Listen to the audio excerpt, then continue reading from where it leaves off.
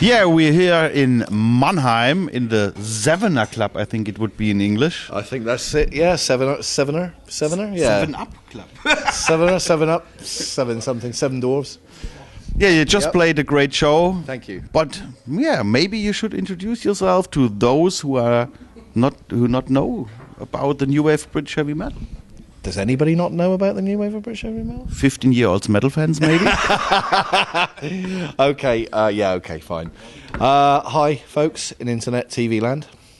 I'm Andy Boulton from Tokyo Blade, and on behalf of myself and the band, we'd just like to say hi to you all, and we have had a great show, and we hope you're all out there buying the album. Please. Please buy the album. Please. Yeah, there's a new album out, 1,000 Men Strong. Yes. Would you call this album a reunion album, or was the band active for the last years? I suppose you could call it a reunion album, in as much as it's the first time in 25 years that the original members have been, back together and actively playing in Tokyo Blade. Yeah. So yeah, it's kind of a reunion album. It's great for us to. It was a great album for us to do. We had a lot of fun doing it. We have a lot of fun doing what we've done tonight, obviously, and that's what it's all about. That's why we do it. It's for the music. It's for the passion of the music. I think everybody's aware of the music business now and the dire straits that it's in, and it's very, very difficult now for bands to carry on.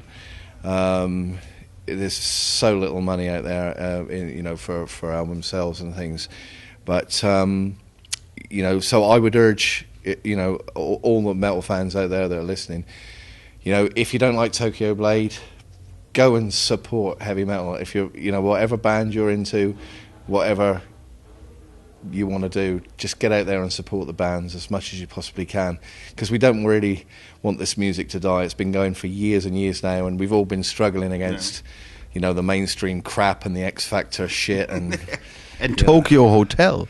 So get out there and support the music as much as you possibly can, please, because we don't want it to die.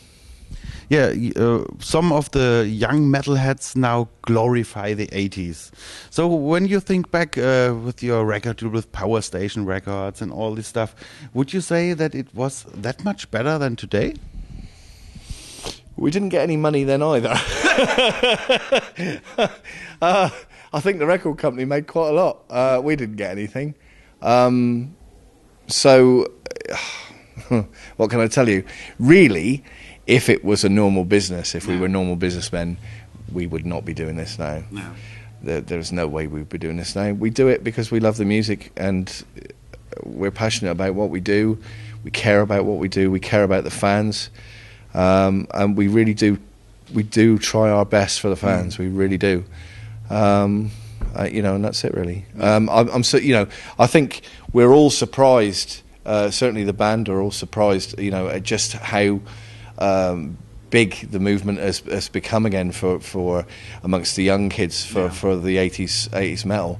And we think, obviously, as an 80s metal band, we think that's great, but we think that it's great that there's young fans that are still into that genre and still getting out there and supporting, their favourite bands, and that's got to be good.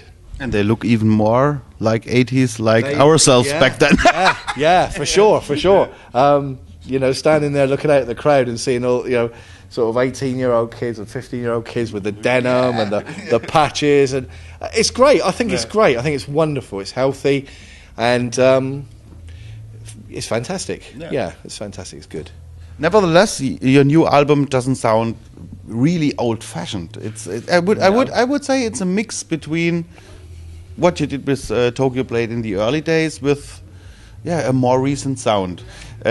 Even you were with a really old guy in the studio, Chris Tsangarides. So why did you choose him to record this album? Because some may think he will make an old school album, but it ain't, I think. Right. Well, of course, you yourself know Chris, and you know Chris very well. And Chris is a great guy. He's a great guy to work with. We had so much fun doing the album. I think the sound of I think you're right. I think you're absolutely right in what you say. It's a kind of an old sound, but not really. No. But I think, speaking personally, Chris actually approached us, or approached me, when the band, when the original members had reformed, and said, great to see you guys back together again. I'd really love to do an album with you if you're going to consider doing one. And we were very flattered by that, because Chris has produced some of the best. Chris has produced my favourite albums, and Chris is such a great guy to work with. And I don't think I was saying to somebody earlier, actually, in an interview I was doing earlier, that the one thing that's always hindered Tokyo Blade is occasionally helped Tokyo Blade, and that's a lack of finance. Yeah. Now, normally a lack of finance makes things very, very difficult, of course, but in terms of recording, for Tokyo Blade, it's a good thing, because we don't go into a studio and say, okay, large sum of money, we'll have 6 weeks, and then we'll just take our time doing this, and we'll try some of this, and we'll try some of that, and we'll sprinkle some of this in. Yeah. We have to go in there and say, Chris, we're going to do this live, is that okay? And Chris will go, yeah, okay, fair enough. And so we play everything live, really, on the album. And obviously, that's what we did with the other albums. Yeah. I think the main difference is that technology has moved that much in 25 years, that now great sounds are possible at the flick of a switch. Yeah. Whereas, in the old days when we were recording, to get those sounds, you needed very good equipment, a very good producer, and a very good engineer. Now it's much more possible to even get great sounds for people. People that record at home can get great sounds kind of at the flick of the switch. It's very much alive now. And it sounds alive. And it's the way that we kind of work, because I think that if you, again, this is just my personal view, and this is just the way I think about it. I think that as somebody that's very aware of energy and what energy actually is, if you go into a studio and you've got weeks to do the album, you kind of go and say, oh, right, okay, I'll put a bit of guitar down this morning, and then I'll go to the beach, and then I'll watch a bit of TV. The Metallica. Yeah, and if you don't have that time, you go in and the energy is very captured, because you have the energy from that initial, come on then guys, we want 3 bass and drum tracks down by lunch. And Steve is going like this, and Andy's giving it that, and the energy's there, and it captures that energy. And I think that as I say, the longer you get, the more that energy dissipates to a certain extent. Listen to this guy here. So, what about the reviews so far? Have you seen any reviews to the new album in the press? Yeah, the reviews have been staggering, absolutely staggering. I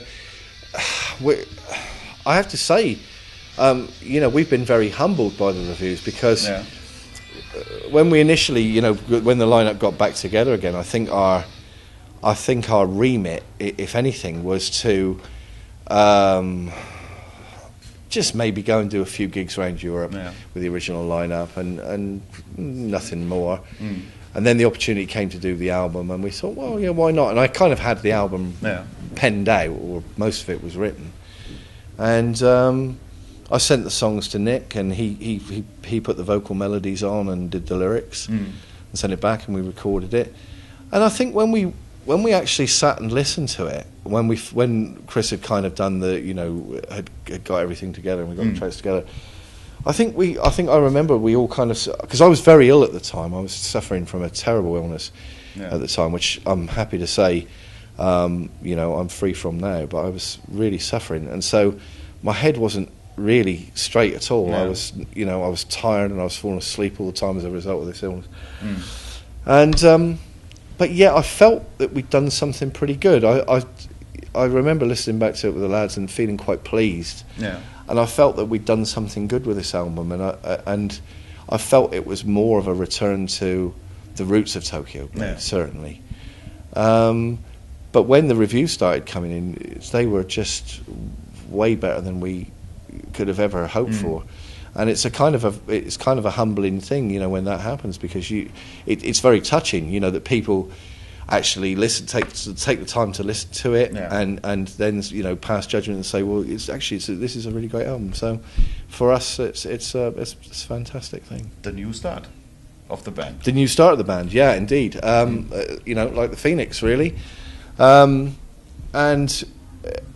it's just been a great experience. I mean, all the way around, and coming out and playing in Europe was always Tokyo Blade's thing anyway. Yeah. I mean, we've always loved Europe, we've always loved Germany and France, and playing in Europe. So, it's great to be back here again doing it, and meeting so many. There's so many cool people here, and so many cool clubs like this one. It's just great. It's great to be back.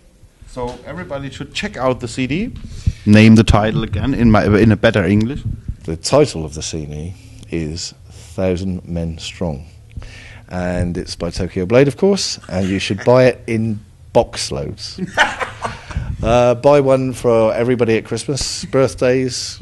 Just make sure that everybody in the world gets a Tokyo Blade album, and that's good enough. Thanks that you took the time for this interview after this hard show here today. Thank you very much for taking the time to interview me. And I wish all of you and all you watchers and listeners a fantastic Easter and a great holiday. And whatever you're doing, be safe and have fun.